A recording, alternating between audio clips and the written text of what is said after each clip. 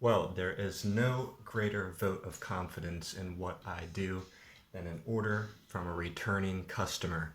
And that's what we have here today. And not just one game or two games, but the complete series of Language Guardians 1, 2, and 3, and the complete series of Othertongue 1, 2, and 3. These are card games designed specifically by a language learner for language learners to advance and improve and enrich any target language that they want.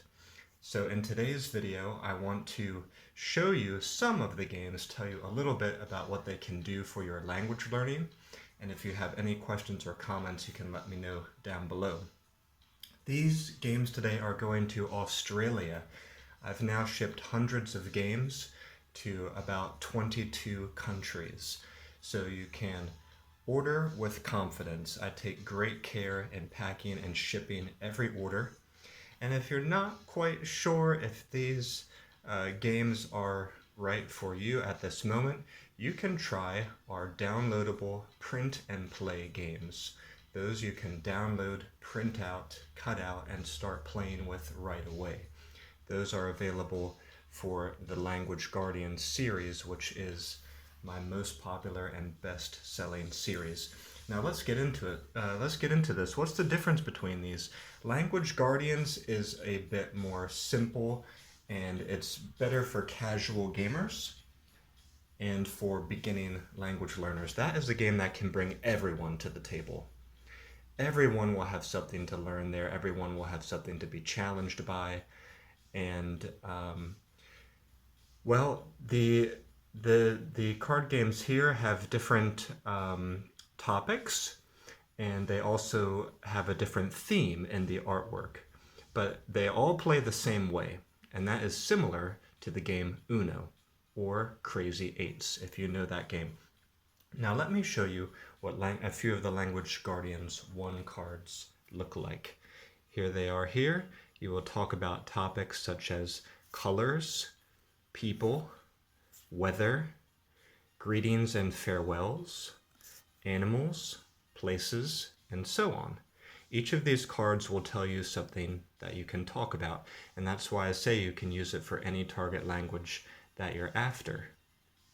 That said, this game has been printed in a couple of other languages, Italian and French, and I'm working to do Spanish and Mandarin. Language Guardians 1 has sort of an Asian theme to it. Language Guardians 2 is actually has an Italian theme. And Language Guardians 3 is post-apocalyptic theme. All right, and the Othertongue series is quite different. That is a much more challenging game. So it's really more for experienced gamers and experienced language learners.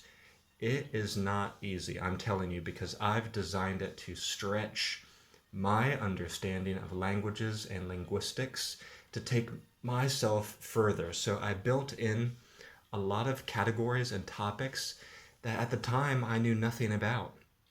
So this will really challenge people, even if they think they have a good understanding of their target language and a good understanding of linguistics, because there's some linguistics topics in here as well.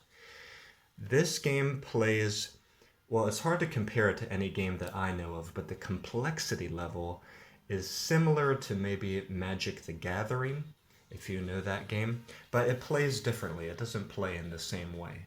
But it's, it's complicated, and you can build your own deck to work your own strategy to beat your opponents. All of these decks obviously are compatible. Spellbound, by the way, they have special titles, but they're all the same game. This game is called Othertongue. The first edition is called Spellbound. It's fantasy themed. The second edition is called Word Factory Inc., and it is sci-fi themed. And the third deck is called Rise of the Steampunks, and it is steampunk themed.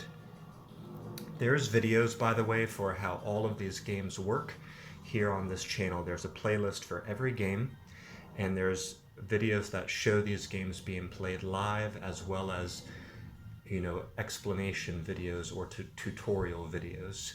Let me show you a few of the cards from the first edition, Spellbound, which is fantasy themed. There is the Knight, the Archer, Mortar and Pestle, Sword, Borrow, Ebb and Flow, and so on. Now, what exactly will you be talking about here? Well, to activate the Knight, you have to speak a word in your opponent's target language that you know what it means in your target language, but they don't. So you have to try to think of something in their target language that they don't know, basically, and then you can attack them. The Archer, for example, he will target verbs on other players' cards. So you look at other players' cards, you look for a verb that you know. If you can translate it into your target language, then you can attack that card with your Archer.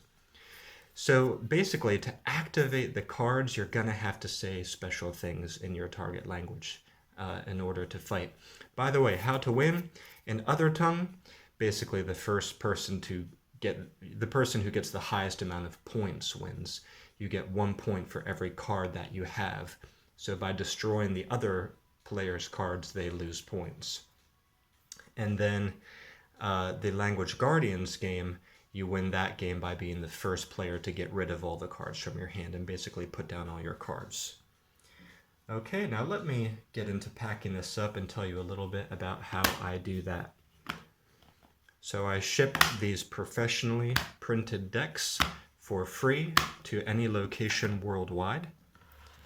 As I mentioned before, I've already shipped to 22 countries, so I've gained a lot of experience.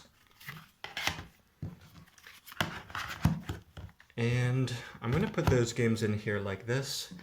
There's also a box here with some of the company wristbands, and our motto is learning languages is a big deal. Do you get the double meaning there? Learning languages is a big deal. I'm going to put in some nice red cloth bags. Now I'm putting in a lot here. Usually I only put in 1 or 2 when someone buys 1 or 2 games, but this customer has ordered 6, and I feel like I should put in 6 bags because I'm not sure what they want to do with these games. Maybe they want to gift it to friends, or yeah, I don't know. So I want them to be prepared to be able to put 1 game in 1 bag. So I'm going to put those in there like this. The Othertongue game does require dice. 6-sided dice to roll for chance, and even higher sided dice to keep track of points. It's really helpful for keeping track of points. But these days, if you don't have such dice, you can use a dice app on your phone, and to record points, you can just use scratch paper and pencil. But anyway, I always try to include these in every order. I've had a little trouble recently shipping dice out of China. Sometimes they think it's for gambling, which is illegal in China, so they take them out of the orders, but I always try to include them. And if that happens to your order, I promise I'll make it up to you. So I put those in there like so. I always like to stay in touch with my customers with handwritten notes, so that's what this is right here. And I'm going to go ahead and get this one out the door. But go ahead and let me know what's going on with your language learning in the recent weeks. Which languages are you after? How are you studying them? What fun methods do you have to learn them? I would love to share some ideas with you. And I would love to suggest some games to you that could help you out. And if there's nothing from my catalog, from my shop that really works for you, I would be more than happy to recommend something else that I know of. I've been in this industry for a long time now, and I'm aware of many other designers and creators that might have something for you. And I'm aware of things released in other languages too, so just let me know. But thank you so much for watching. That's it for this one, and I'll see you back here next time at Legendary Language Learner. Bye-bye for now.